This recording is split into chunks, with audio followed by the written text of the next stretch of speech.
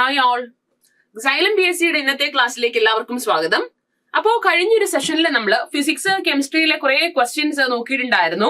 അടുത്ത set of questions നമുക്ക് ഇന്നത്തെ ക്ലാസ്സിൽ ഡിസ്കസ് ചെയ്യാം. തുടങ്ങിയാലോ? ശരി. അപ്പോ നിങ്ങളെ കാത്തിരിക്കുന്ന ആദ്യത്തെ ചോദ്യം ഏതാണെന്നൊന്ന് നോക്കാം. ദാ നോക്കിക്കൊള്ളൂ.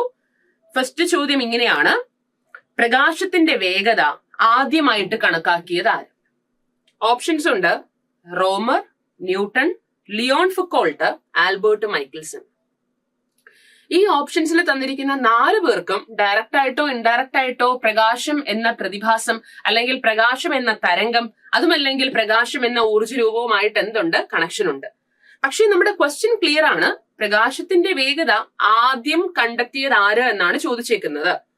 ഈ ചോദ്യത്തിന് നിങ്ങൾക്ക് ഉത്തരം കിട്ടിക്കാണും. നമ്മൾ എല്ലാവരും പഠിക്കുന്നത്, എല്ലാ എക്സാമിനും ചോദിക്കുന്ന ഒരു കോമൺ ക്വസ്റ്റ്യൻ ആണ്. ഉത്തരം എന്താ? യെസ്, അവിടെ ആദ്യം എന്നൊരു പ്രയോഗം നടത്തിയത് കൊണ്ട് തന്നെ അതിന്റെ ഉത്തരം നിങ്ങൾ എന്ത് പഠിച്ചു വെച്ചേക്കണം? അത് റോമർ ആണെന്ന് പഠിച്ചേക്കുക. ഓക്കെ, ഇനി നമുക്ക് പ്രകാശവുമായി ബന്ധപ്പെട്ട കുറച്ച് കാര്യങ്ങളൊന്ന് നോക്കിയാലോ. ഇതിന്റെ കൂടെ ഒരു വെടിക്ക് 2 പക്ഷി എന്ന് പറയുന്ന പോലെ എന്താണോ പ്രകാശത്തിന്റെ പ്രോപ്പർട്ടീസ് അല്ലെങ്കിൽ പോയിന്റ്സ് നമ്മൾ പഠിക്കുന്നത്, അതേ പോയിന്റ്സ് അതിനെ തന്നെ കണക്ട് ചെയ്തിട്ട് മറ്റൊരു വേവ് അല്ലെങ്കിൽ മറ്റൊരു തരംഗത്തിനും കൂടി നമുക്ക് പഠിക്കാൻ പറ്റും. അതാണ് ശബ്ദം. അപ്പോ ഒറ്റ സ്ട്രെച്ചിന് പ്രകാശവും ശബ്ദവും കൂടി അവരുടെ കോമൺ ആയിട്ടുള്ള ചില പ്രത്യേകതകൾ നമുക്കൊന്ന് പഠിച്ചാലോ? യെസ്, ഇതാ കേട്ടോളൂ. നമുക്ക് തുടങ്ങാം അല്ലേ? ആദ്യം ലെഫ്റ്റ് സൈഡില് ഞാൻ എഴുതാൻ പോകുന്നു പ്രകാശം, റൈറ്റ് സൈഡില് ഞാൻ എഴുതാൻ പോകുന്നു ശബ്ദം. നോക്കണേ, പ്രകാശമായിക്കോട്ടെ ശബ്ദമായിക്കോട്ടെ രണ്ടും ഊർജ രൂപങ്ങളാണ് എന്ന് പറഞ്ഞാൽ തെറ്റൊന്നുമില്ലല്ലോ. പ്രകാശോർജം, ശബ്ദോർജം, അല്ലെ? അപ്പോ ഇതും എന്ത് തന്നെയാണ്? ഒരു ഊർജ രൂപമാണ്. അതുപോലെ ശബ്ദവും എന്ത് തന്നെയാണ്? ഒരു ഊർജ രൂപം തന്നെയാണ്. ഇനി അടുത്തത്, പ്രകാശം എന്ത് തരം തരംഗമാണ് എന്ന് നിങ്ങളോട് ചോദിച്ചാൽ നിങ്ങൾക്ക് എല്ലാവർക്കും അറിയാമായിരിക്കും. Gamma, X ray, ultraviolet, infrared, microwave, radio പോലെ ഈ പ്രകാശം എന്ന് പറയുന്നത് ഒരു വൈദ്യുത കാന്തിക തരംഗം, അതായത് ഇലക്ട്രോ മാഗ്നറ്റിക് വേവ് ആണെന്ന കാര്യം നിങ്ങൾ പഠിച്ചു വെക്കുക. ഇനി ശബ്ദം എന്ത് തരം തരംഗമാണെന്ന് ചോദിച്ചാലോ? നമുക്കറിയാം, ശബ്ദം എന്ന് പറയുന്നത് ഒരു മെക്കാനിക്കൽ വേവ് അഥവാ യാന്ത്രിക തരംഗമാണ് എന്ന വസ്തുതയും പഠിക്കണം.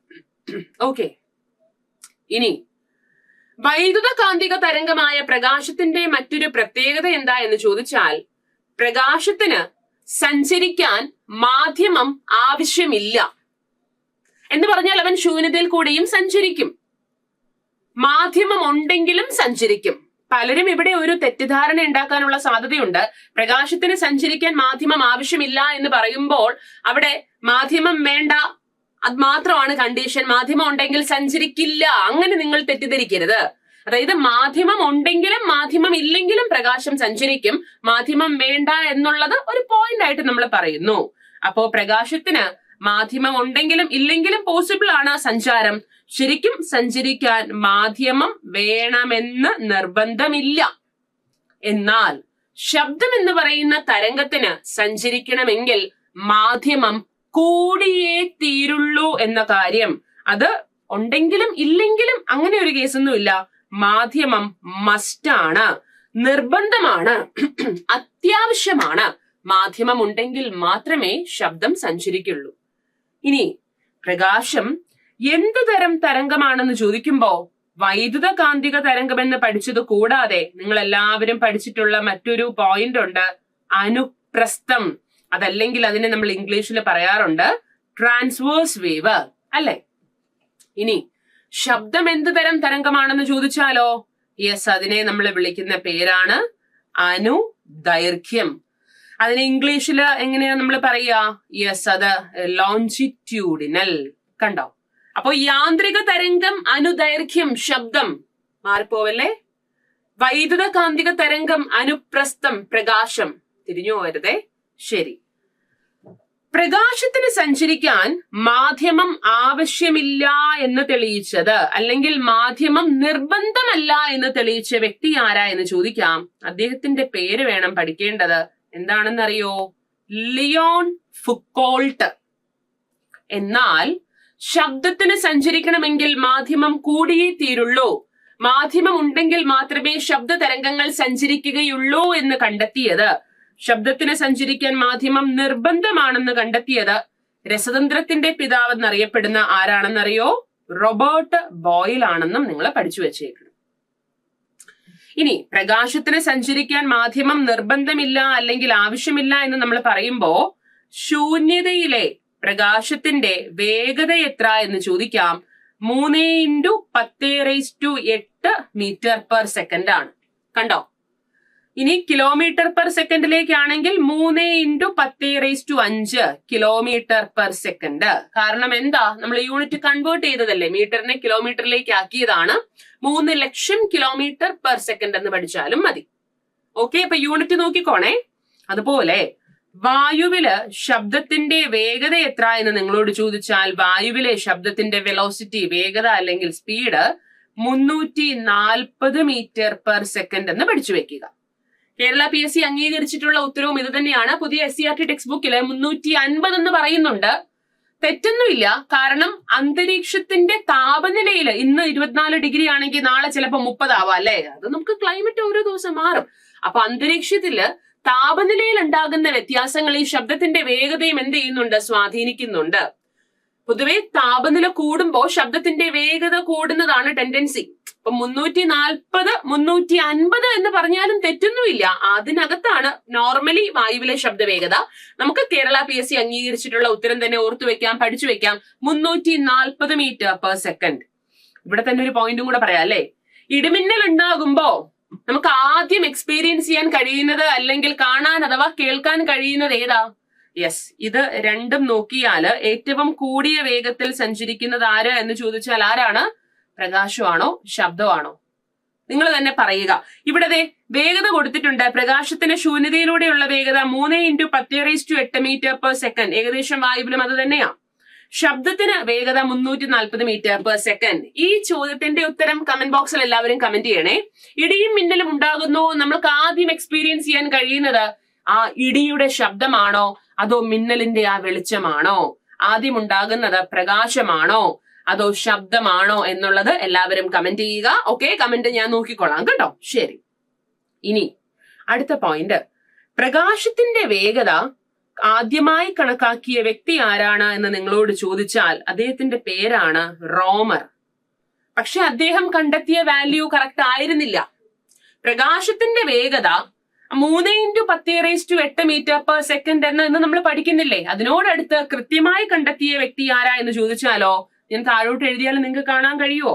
അത് ആൽബർട്ട് മൈക്കിൾസൺ ആണെന്ന് പഠിച്ചേക്കണം. പലരും ഇതിനെ മെക്കൻസി എന്നൊക്കെ പറഞ്ഞു കേട്ടിട്ടുണ്ട്. ശരിക്കും ആൽബർട്ട് മൈക്കിൾസൺ. ആൽബർട്ട് എന്ന് തുടങ്ങുമ്പോൾ നമുക്ക് ഐൻസ്റ്റീൻ എന്ന് എഴുതാൻ ഒരു ടെൻഡൻസി വരും. ഐൻസ്റ്റീൻ അല്ല, ആൽബർട്ട് മൈക്കിൾസൺ. അപ്പൊ രണ്ട് പേരുകൾ എങ്ങനെ വന്നോ? യെസ്, പ്രകാശത്തിന്റെ വേഗത ആദ്യം കണക്കാക്കിയ വ്യക്തിയാണ് റോമർ. എന്നാൽ കൃത്യമായി കണക്കാക്കിയ വ്യക്തി ആരാ എന്ന് ചോദിച്ചാൽ അത് ആൽബർട്ട് മൈക്കിൾസൺ. 2 പോയിന്റും ക്ലിയർ ആയിട്ട് പഠിക്കണം. ഓക്കെ, അതുപോലെ ഇവിടെ ശബ്ദത്തിന്റെ വേഗത ചോദിക്കാം. ആക്ച്വലി ശബ്ദത്തിന്റെ വേഗതയുടെ മൂല്യവുമായി ബന്ധപ്പെടുത്തി ഒരുപാട് വ്യക്തികൾ കുറെ കോൺസെപ്റ്റുകൾ മുന്നോട്ട് വെച്ചിട്ടുണ്ട്. ശബ്ദത്തിന്റെ വേഗത കണ്ടെത്തിയ വ്യക്തി ആര് എന്ന് ചോദിച്ചാൽ വായുവിലൂടെയുള്ള ശബ്ദത്തിന്റെ വേഗത ആദ്യമായി കാൽക്കുലേറ്റ് ചെയ്തെടുത്തതെന്ന് പറഞ്ഞ് നമുക്ക് കേരള PSCക്ക് ചോദിച്ചാൽ പഠിക്കേണ്ടത് ഐസക് ന്യൂട്ടൺ ആണ് കേട്ടോ.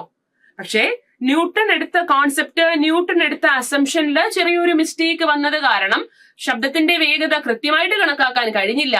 അത് ഇന്ന് 340 മീറ്റർ പെർ സെക്കൻഡ് എന്ന ഏകദേശം കൃത്യമായി കണക്കാക്കിയത് ന്യൂട്ടൺ കണ്ടെത്തിയ ആ ഇക്വേഷനില് മറ്റൊരു വ്യക്തി നടത്തിയ തിരുത്ത് അല്ലെങ്കിൽ കറക്ഷനിലൂടെ ആയിരുന്നു. ഓക്കെ, അദ്ദേഹത്തിന്റെ പേരാണ് പിയറി സൈമൺ ലാപ്ലേസ്. അതുകൊണ്ട് തന്നെ ശബ്ദത്തിന്റെ വേഗത കൃത്യമായി നിർണയിച്ച വ്യക്തി, അതും കൂടി നിങ്ങളൊന്ന് പഠിച്ചു വെക്കുക. ലാപ്ലേസ് ഓർ ലാപ്ലാസ് എങ്ങനെയായാലും പഠിക്കാം. ന്യൂട്ടൺ ലാപ്ലാസ് ഫോർമുല എന്നാണ് അതിനെ നമ്മൾ വിളിക്കുന്നത്. നിങ്ങളിൽ പലർക്കും ചിലപ്പോൾ ഇതൊരു പുതിയ അറിവായിരിക്കും. എന്തായാലും പഠിച്ചു വെക്കുക. ശൂന്യതയില് പ്രകാശത്തിന്റെ വേഗത നമ്മൾ പഠിച്ചു. പ്രകാശത്തിന്റെ വേഗത ആദ്യമായി കണക്കാക്കിയത് റോമർ, കൃത്യമായി കണക്കാക്കിയത് ആൽബർട്ട് മൈക്കിൾസൺ. പ്രകാശത്തിന് സഞ്ചരിക്കാൻ മാധ്യമം നിർബന്ധമില്ല എന്ന് കണ്ടെത്തിയത് ലിയോൺ ഫുക്കോൾട്ട്. ഇനി ശബ്ദത്തിന്റെ വേഗത ആദ്യമായി നിർണയിച്ചത് വായുവിലൂടെയുള്ള വേഗത ഐസക് ന്യൂട്ടൺ ആണ്. അതിൽ കുറെ മിസ്റ്റേക്സ് ഉണ്ടായിരുന്നു. ആ ഇക്വേഷൻ തിരുത്തി ഇന്ന് ശബ്ദത്തിന്റെ വേഗത ക്ലിയർ ആയിട്ട് ആ മൂല്യം കിട്ടുന്ന തരത്തിൽ അതിനെ കറക്റ്റ് ചെയ്ത വ്യക്തി ലാപ്ലേസ് ആണെന്ന് നിങ്ങൾ പഠിച്ചു വെക്കുക. അതുകൊണ്ട് ന്യൂട്ടണും ലാപ്ലാസും ഓർത്തു വെക്കാം. ഇനി അടുത്ത പേജിലേക്ക് നമുക്ക് പോവാം കേട്ടോ. ഇനി ഇവിടെ എഴുതിയാല് എല്ലാം കൂടി ഞെരുങ്ങി പോകും. അതുകൊണ്ട് ഞാൻ ഇവിടെ എഴുതാൻ പോവാണ് ബാക്കി. പ്രകാശത്തിന് വേഗത അതല്ലെങ്കിൽ സ്പീഡ് ഏറ്റവും കൂടുതൽ എവിടെയാണെന്ന് നിങ്ങളോട് ചോദിച്ചാൽ അത് ഒരു ഡൗട്ടും കൂടാതെ പഠിച്ചു വെച്ചേക്കണം, ശൂന്യതയിലാണ്. പ്രകാശത്തിന് വേഗത അതല്ലെങ്കിൽ സ്പീഡ് ഏറ്റവും കുറവ് എവിടെയാണെന്ന് ചോദിച്ചാൽ ഖരപദാർത്ഥങ്ങളിലാണെന്ന് പഠിച്ചു വെക്കുക. അപ്പൊ ശൂന്യതയിലൂടെ പ്രകാശം ഏറ്റവും വേഗത്തിൽ സഞ്ചരിക്കും. ഖരപദാർത്ഥങ്ങളിൽ പ്രകാശത്തിന്റെ വേഗത തീരെ കുറവാണ്. ഡയമണ്ട് ഒക്കെ അതിന് എക്സാമ്പിൾ ആണ്. ഡയമണ്ട് ആണ് ഏറ്റവും വേഗത കുറഞ്ഞ മാധ്യമം. ഡയമണ്ട് സോളിഡ് അല്ലേ? അതുപോലെ ശബ്ദത്തിന് വേഗത ഏറ്റവും കൂടിയ മാധ്യമം ഏത് എന്ന് ചോദിച്ചാൽ ഖരം. നേരെ തിരിഞ്ഞു വരും കേട്ടോ. എന്നാൽ ശബ്ദത്തിന് വേഗത ഏറ്റവും കുറഞ്ഞ മാധ്യമം ഏത്? പലരും ശ്രദ്ധിക്കാതെ തന്നെ പറയുന്ന ഒരു പോയിന്റ് ഉണ്ട്, അതങ്ങ് ശൂന്യതയാണ്. ഇവിടെ നിങ്ങൾ ശ്രദ്ധിക്കേണ്ട കാര്യം, കുറവ് എന്ന് പറയുന്നതും ഇല്ല എന്ന് പറയുന്നതും രണ്ടും രണ്ടാ. ശബ്ദത്തിന് സഞ്ചരിക്കാൻ മാധ്യമം മസ്റ്റ് ആണ് അല്ലെങ്കിൽ നിർബന്ധമാണ് എന്നല്ലയോ നമ്മൾ ഇവിടെ പഠിച്ചത്. അപ്പൊ പിന്നെ മാധ്യമം ഉണ്ടെങ്കിൽ മാത്രമേ ശബ്ദം സഞ്ചരിക്കുകയുള്ളൂ. ശൂന്യതയിൽ കൂടി ശബ്ദം എങ്ങനെ സഞ്ചരിക്കും? സഞ്ചരിക്കില്ലല്ലോ. അന്നേരം ശബ്ദത്തിന് വേഗത ഏറ്റവും കുറവ് എവിടെയാണെന്ന് ചോദിച്ചാൽ വായുവിൽ അല്ലെങ്കിൽ വാതകങ്ങളിൽ എന്ന് നിങ്ങൾ കൃത്യമായിട്ടും പഠിച്ചു വെക്കുക. മനസ്സിലായോ? ശബ്ദം ഒട്ടും തന്നെ സഞ്ചരിക്കാത്തത് എവിടെയാണെന്ന് ചോദിച്ചാലോ ആ ചോദ്യത്തിന്റെ ഉത്തരം നമുക്ക് പറയാം ശൂന്യത. അപ്പൊ ഇത്രയേ ഉള്ളൂ. പ്രകാശത്തിന് വേഗത ഏറ്റവും കൂടുതൽ എവിടെയാണെന്ന് ചോദിച്ചാൽ അതങ്ങ് ശൂന്യതയിലാണ്. വേഗത ഏറ്റവും കുറവ് ഖരപദാർത്ഥങ്ങളിലാണ്. ഇനി ശബ്ദത്തിന് വേഗത ഏറ്റവും കൂടുതൽ എവിടാ എന്ന് ചോദിച്ചാൽ അത് ഖരപദാർത്ഥങ്ങളിലാണ്. വേഗത ഏറ്റവും കുറവ് വായു അല്ലെങ്കിൽ വാതകങ്ങളിലാണ്. ശബ്ദം തീരെ സഞ്ചരിക്കാത്തത് എവിടെയാണെന്ന് ചോദിച്ചാലോ അതങ്ങ് ശൂന്യതയിലാണ്. ഇനി പലരും പറഞ്ഞു കേട്ടിട്ടുള്ള ഒരു സംഗതിയാണ് പ്രകാശത്തിന്റെ യൂണിറ്റ് എന്ത്, ശബ്ദത്തിന്റെ യൂണിറ്റ് എന്ത്. അപ്പോ നമ്മൾ പറയും ക്യാൻഡല. ശബ്ദം ചോദിക്കുമ്പോ ഡെസിബൽ. ആ ചോദ്യത്തിൽ ഒരു അപാകതയുണ്ട്. പ്രകാശം, ശബ്ദം തുടങ്ങിയവ പ്രതിഭാസങ്ങളാണ്. അതിന് നമുക്ക് യൂണിറ്റ് പറയാൻ കഴിയില്ല. പ്രകാശ തീവ്രതയ്ക്ക് യൂണിറ്റ് പറയാം, പ്രകാശത്തിന്റെ ആവൃത്തിക്ക് യൂണിറ്റ് പറയാം, പ്രകാശ വേഗതയ്ക്ക് യൂണിറ്റ് പറയാം, ശബ്ദ തീവ്രതയ്ക്ക്, ശബ്ദ ആവൃത്തിക്ക്, ശബ്ദ വേഗതയ്ക്ക് യൂണിറ്റ് പറയാം. അപ്പൊ ഭൗതിക ഗുണങ്ങൾ ശ്രദ്ധിക്കണം. പ്രകാശ തീവ്രതയുടെ യൂണിറ്റ് എന്താണെന്ന് ചോദിച്ചാൽ അടിസ്ഥാന നമ്മുടെ SI സിസ്റ്റത്തിലെ ഫണ്ടമെന്റൽ യൂണിറ്റ്സിൽ വരുന്നതാണല്ലേ, അത് ക്യാൻഡലയാണെന്ന് നിങ്ങൾ പഠിച്ചു വെച്ചേക്കണം കേട്ടോ. എന്നാലോ ശബ്ദ തീവ്രതയുടെ യൂണിറ്റ് എന്താ എന്ന് ചോദിക്കാം. അലക്സാണ്ടർ ഗ്രഹാം ബെൽ എന്ന വ്യക്തിയോടുള്ള ബഹുമാനാർത്ഥം കൊടുത്ത യൂണിറ്റ് ആണ് SI യൂണിറ്റ് ആണ് ഞാൻ ഇവിടെ പറയുന്നത്. കാരണം അതാണ് സിസ്റ്റം ഓഫ് ഇന്റർനാഷണൽ യൂണിറ്റ്സ്, ലോകത്താകമാനം എല്ലാ രാജ്യങ്ങളും അംഗീകരിച്ചിട്ടുള്ളത്. അപ്പൊ അതാണ് സ്റ്റാൻഡേർഡ് ആയിട്ട് നമ്മൾ എടുത്തിരിക്കുന്നത്. അപ്പോ ശബ്ദ തീവ്രതയുടെ SI യൂണിറ്റ് എന്താണെന്ന് ചോദിച്ചാൽ അത് ഡെസി ബെൽ ആണെന്ന് പഠിക്കണം. ചെറിയ ഡിയും അലക്സാണ്ടർ ഗ്രഹാം ബെൽ എന്ന വ്യക്തിയോടുള്ള ബഹുമാനാർത്ഥം നമ്മൾ പേര് കൊടുത്ത എന്താണ്? വലിയ ബി, ബെൽ, ഡെസിബെൽ. കണ്ടോ? അപ്പൊ ക്ലിയർ ആയില്ലേ? ആക്ച്വലി ഒരൊറ്റ ചോദ്യം മാത്രമേ ഉള്ളൂ. ആ ചോദ്യത്തില് പ്രകാശവും ശബ്ദവും ഒരുപാട് പോയിന്റ്സ് ആണ് ഇവിടെ ഈ പറഞ്ഞത്. ഈ പറഞ്ഞ ഓരോ പോയിന്റും ഓരോ ക്വസ്റ്റ്യൻ ആയിട്ട് വരും. സ്റ്റേറ്റ്മെന്റ് രൂപത്തിലോ ഡയറക്റ്റ് ക്വസ്റ്റ്യൻ ആയിട്ടോ ആപ്ലിക്കേഷൻ രൂപത്തിലോ വരും. എങ്ങനെ ചോദിച്ചാലും ഉത്തരം കൊടുക്കാൻ പാകത്തിന് നിങ്ങൾ എന്തായിരിക്കണം? റെഡി ആയിട്ടിരിക്കണം. ഇവിടം കൊണ്ട് പ്രകാശവും ശബ്ദവും ഒന്നും കഴിയുന്നില്ല. പക്ഷേ ഏറ്റവും പ്രധാനപ്പെട്ട ഒരു ടോപ്പിക്കിനെ ഒരു കമ്പാരിസണിലൂടെ നമ്മൾ വളരെ ഈസി ആയിട്ട് പഠിച്ചതാണ്. ഓക്കെ, ഇനി ഈ പ്രകാശത്തെ കുറിച്ചുള്ള പഠനം എന്താണെന്ന് ചോദിക്കുമ്പോൾ നമ്മൾ എല്ലാവരും പഠിച്ചിട്ടുണ്ട്, നമുക്ക് എല്ലാവർക്കും അറിയാവുന്നതാണ് ഒപ്റ്റിക്സ്. അതുപോലെയോ ശബ്ദത്തെ കുറിച്ചുള്ള പഠനം എന്താണെന്ന് ചോദിച്ചാൽ അതിന്റെ ഉത്തരം കൂടി നിങ്ങളൊന്ന് പഠിച്ചു വെച്ചേക്കണം. ഞാൻ ആദ്യം എഴുതാൻ വന്ന സാധനം ഒരിക്കലും പഠിക്കരുത്. നമ്മളെ തെറ്റിക്കാൻ ഓപ്ഷൻസിൽ എന്തൊക്കെ പരിപാടികൾ ഒപ്പിക്കും അതൊക്കെ ക്വസ്റ്റ്യൻ പേപ്പറിൽ കാണും. അതിലൊന്നും വീഴരുത് കേട്ടോ. അക്വാട്ടിക്സ് എന്നൊക്കെ തന്നിട്ടുണ്ടാകും, അതൊക്കെ നീന്തലുമായിട്ട് ബന്ധപ്പെട്ടതാ. ശബ്ദത്തെ കുറിച്ചുള്ള പഠനം എന്താണ്? അക്കോസ്റ്റിക്സ് ആണെന്ന് നിങ്ങൾ പഠിച്ചു വെച്ചേക്കണം. ക്ലിയർ അല്ലേ? ഇനി ഒരു സ്രോതസ്സിൽ നിന്ന് വരുന്ന പ്രകാശ തരംഗങ്ങൾ പ്രതലത്തിൽ തട്ടി എവിടെ നിന്നാണോ വന്നത് വന്നിടത്തേക്ക് തന്നെ തിരികെ പോകുന്ന പ്രതിഭാസത്തിനെ നമ്മൾ വിളിക്കുന്ന പേരാണ് പ്രതിഫലനം. പ്രകാശം പ്രതിഫലിച്ചു എന്ന് നമ്മൾ പറയാറില്ലേ, അതിനെ നമുക്ക് ഇംഗ്ലീഷില് റിഫ്ലക്ഷൻ എന്ന് പറയാം. അതുപോലെ തന്നെ ഒരു സ്രോതസ്സിൽ നിന്ന് വരുന്ന ശബ്ദ തരംഗങ്ങൾ ദേ നോക്കിക്കോണേ, ഒരു പ്രതലത്തിൽ തട്ടി എവിടെ നിന്നാണോ വന്നത്, ശബ്ദം നേർരേഖയിലല്ല സഞ്ചരിക്കുന്നത്, ഞാൻ പിന്നെ ആ ഡയറക്ഷൻ കാണിച്ചു എന്നേ ഉള്ളൂ. വന്നിടത്തേക്ക് തന്നെ തിരികെ പോകുന്ന പ്രതിഭാസത്തിനെ നമുക്ക് എന്ത് പേരിട്ട് വിളിക്കാം? പ്രതിഫലനം എന്ന് പറഞ്ഞാലും പ്രതിപതനം എന്ന് പറഞ്ഞാലും രണ്ടിലും തെറ്റൊന്നുമില്ല കേട്ടോ. തട്ടി തിരികെ പോകുക, തിരിച്ചു പതിക്കുക, അതാണ് ഉദ്ദേശിക്കുന്നത് പ്രതിഫലനം, അതല്ലെങ്കിൽ പ്രതിപതനം. പക്ഷേ ഇവിടെ കേസില് നിങ്ങൾ ഓർത്തു വെച്ചേക്കണം, എന്താ അവിടെ അതും റിഫ്ലക്ഷൻ ഓഫ് സൗണ്ട് എന്ന പേരിലാണ് അറിയപ്പെടുന്നത്. ഇതും അടിസ്ഥാനപരമായി എന്ത് തന്നെയാണ്? റിഫ്ലക്ഷൻ തന്നെയാണ്. നിങ്ങളുടെ മനസ്സിൽ ഒരു ഡൗട്ട് വരും, അയ്യോ മിസ്സി അപ്പോ എക്കോ? യെസ്, ഇതേ സാധനം തന്നെ വേറൊരു കോൺസെപ്റ്റിലാണ് നമ്മൾ എക്കോ അല്ലെങ്കിൽ പ്രതിധ്വനി എന്ന് പറയുന്നത്. നമ്മൾ തന്നെ ഉണ്ടാക്കിയ ശബ്ദം എന്ത് ചെയ്യുന്നു? മലമുകളിൽ കയറി കൈകൊട്ടുമ്പോ നിശ്ചിത സമയം കഴിഞ്ഞ് ആ ശബ്ദം വീണ്ടും നമുക്ക് കേൾക്കാം, അല്ലെ? ശ്രവിച്ച ആൾക്ക് തന്നെ വീണ്ടും ശ്രവിക്കാൻ കഴിയുന്നത് പ്രതിധ്വനി. എല്ലാത്തിന്റെയും അടിസ്ഥാന തത്വം സ്രോതസ്സിൽ നിന്ന് പോകുന്ന പ്രകാശം അല്ലെങ്കിൽ ശബ്ദ തരംഗങ്ങൾ പ്രതലത്തിൽ തട്ടി തിരികെ വരുന്നതാണ്. ക്ലിയർ അല്ലേ? അപ്പൊ അത് പ്രതിഫലനം അല്ലെങ്കിൽ പ്രതിപതനമാണെന്ന് നിങ്ങൾ പഠിച്ചു വെക്കുക. റിഫ്ലക്ഷൻ ആണ്. ക്ലിയർ അല്ലേ? അപ്പോ പ്രകാശത്തെ കുറിച്ചുള്ള പഠനം അത് ഒപ്റ്റിക്സ് ആണെങ്കിൽ ശബ്ദത്തെ കുറിച്ചുള്ള പഠനം എന്താണ്? അത് അക്കോസ്റ്റിക്സ് ആണ് എന്ന കാര്യം നിങ്ങൾ പഠിച്ചേക്കണം. ഒരു കാര്യം നമ്മൾ കണ്ട ശേഷം അത് നമ്മുടെ മുന്നിൽ നിന്ന് മാറ്റിയാലും, എന്റെ മുന്നിൽ ഒരു തീഗോളം ഇങ്ങനെ കറക്കി ഇരിക്കുകയാണ്, ഞാനത് നോക്കിക്കൊണ്ടിരിക്കുക. ഇനി അത് കണ്ടുകൊണ്ടിരിക്കുന്ന എന്റെ മുന്നിൽ നിന്ന്, എന്റെ ആ ഏരിയയിൽ നിന്ന്, അല്ലെങ്കിൽ എന്റെ കൺമുന്നിൽ വെച്ച് അതിങ്ങനെ കറക്കി ഇരുന്നിട്ട് അതങ്ങ് മാറ്റിക്കഴിഞ്ഞാലും കുറച്ചു നേരത്തേക്ക് എന്റെ ബ്രെയിൻ അത് പ്രോസസ് ചെയ്ത് എന്നിൽ തന്നെ, എന്റെ കണ്ണുകളിൽ തന്നെ അത് തങ്ങി നിർത്തും, അല്ലെങ്കിൽ അത് തങ്ങി നിൽക്കും.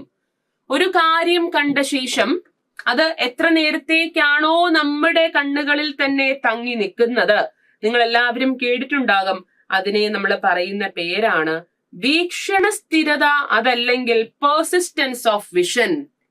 പെർസിസ്റ്റൻസ് ഓഫ് വിഷൻ എല്ലാവരും കേട്ടിട്ടുണ്ടാകും. അതുപോലെ ഒരു കാര്യം കേട്ട ശേഷം എത്രയോ സെക്കൻഡ് നേരത്തേക്ക് നമ്മുടെ ചെവിയിൽ തന്നെ അത് തങ്ങി നിൽക്കും. അതിനെ വിളിക്കുന്ന പേരാണ് ശ്രവണ സ്ഥിരത, അതല്ലെങ്കിൽ പെർസിസ്റ്റൻസ് ഓഫ് ഹിയറിംഗ്. എന്തൊക്കെ നമുക്ക് ലൈറ്റിന് അല്ലെങ്കിൽ പ്രകാശത്തിന് പ്രോപ്പർട്ടീസ് പറയാൻ പറ്റുമോ, അതുപോലെ നമുക്ക് എവിടെയും പറയാനുണ്ട്, ശബ്ദത്തിനും പറയാൻ പറ്റും. കണ്ടോ? അപ്പോ വീക്ഷണ സ്ഥിരതയും ശ്രവണ സ്ഥിരതയും എത്രയാണ് എന്ന് നിങ്ങളൊന്ന് കമന്റ് ചെയ്യാമോ? ഞാനൊരു ക്ലൂ തരാം. ഇതിലൊന്ന് 10 സെക്കൻഡും മറ്റേത് 16 സെക്കൻഡുമാണ്. ഏതിനാണ് എന്നുള്ളത് കമന്റ് ബോക്സിൽ അറിയിക്കുക. അതുപോലെ വേറൊരു ചോദ്യം ഉണ്ടായിരുന്നു, അല്ലെ? ഇടിയും മിന്നലും വരുമ്പോ ആരാണ് ആദ്യം, അല്ലെങ്കിൽ ഏതാണ് നമുക്ക് ആദ്യം കേൾക്കാൻ കഴിയുക അഥവാ കാണാൻ കഴിയുക? ആ ചോദ്യത്തിന്റെ ഉത്തരം കൂടി ഒന്ന് കമന്റ് ബോക്സിൽ പറയുക. അടുത്ത ക്ലാസ്സിൽ നമുക്ക് കുറച്ച് കൂടുതൽ ക്വസ്റ്റ്യൻസിന് എന്ത് ചെയ്യാം? പ്രാക്ടീസ് ചെയ്യാം. അപ്പോ ഈ ഒരൊറ്റ ചോദ്യത്തില് ഒരുപാട് വസ്തുതകളുമായിട്ട് ഇന്നത്തെ ഈ ടോപ്പിക് പറഞ്ഞ പോയിന്റ്സ് ഒക്കെ എല്ലാവർക്കും ക്ലിയർ ആയിട്ടുണ്ടാവുമെന്ന് കരുതുന്നു. അടുത്ത ക്ലാസ്സിൽ നമുക്ക് ഇനി ഒരു സെറ്റ് ഓഫ് ക്വസ്റ്റ്യൻസ് എന്ത് ചെയ്യാം? ഡിസ്കസ് ചെയ്യാം. Thank you my dears. എല്ലാവരും നന്നായിട്ട് പഠിക്കുക. Happy learning.